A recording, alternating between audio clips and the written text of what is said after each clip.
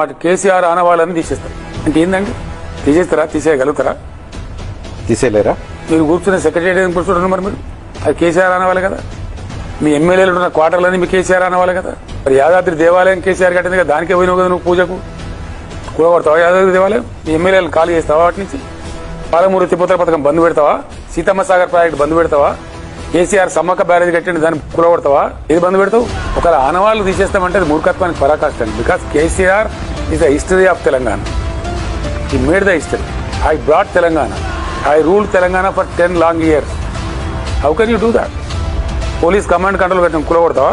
అది కేసీఆర్ ఆనవాళ్ళ కింద ఉండదా? 1100 రెసిడెన్షియల్ పాఠశాలలు పెట్టిన తీసేస్తావా?